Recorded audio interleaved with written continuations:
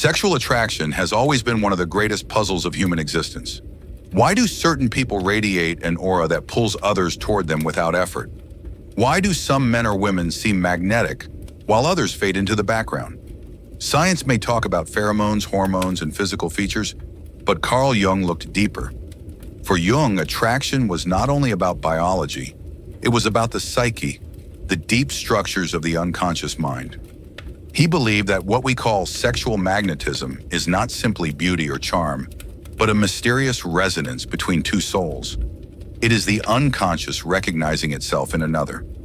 When we meet someone who captivates us, it is rarely because of their logical qualities. It is not their resume, their rational arguments, or even their possessions.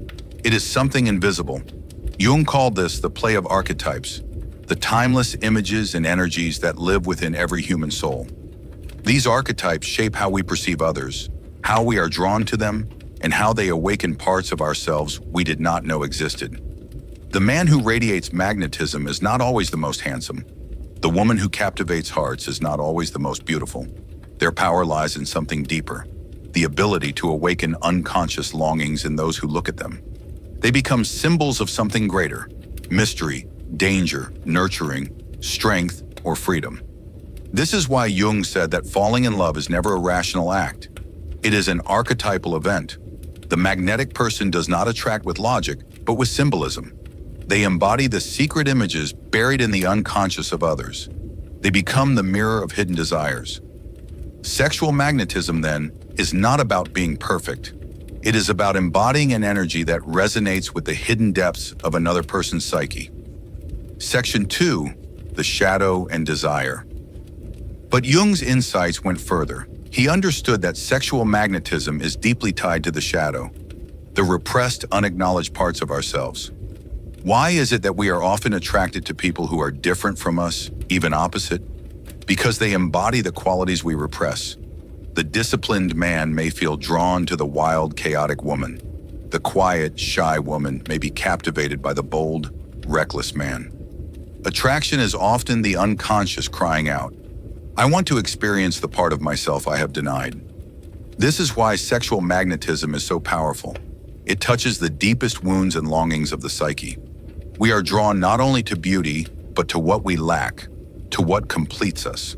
In Jungian terms, this is the anima and animus, the inner feminine within the man and the inner masculine within the woman. When a man sees a woman who embodies his inner anima, he feels magnetized.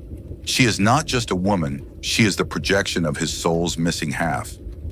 When a woman meets a man who embodies her animus, she is struck by the same force. It is not merely attraction, it is recognition. But here lies the danger. Sexual magnetism can enslave as easily as it can awaken. Because when we project our inner self onto another, we may mistake them for salvation. We imagine they complete us. We place them on a pedestal. We become addicted, obsessed, even destroyed by the illusion. Jung warned of this repeatedly. The more intense the attraction, the more it may reveal about our unintegrated shadow. The magnetic other is showing us not only love, but the parts of ourselves we have ignored.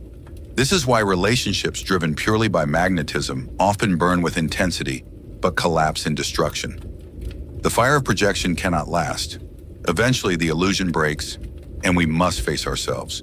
And yet, sexual magnetism remains one of the most powerful forces in human life, because it is not just about pleasure, it is about wholeness. It is about the soul seeking itself through another. So what does this mean for those who wish to understand confidence, love, and desire more deeply? Jung would say the key is integration. The truly magnetic person is not the one who performs charm or copies techniques. They are the one who has integrated their own psyche, who has faced their shadow, accepted their anima or animus, and embraced the fullness of who they are.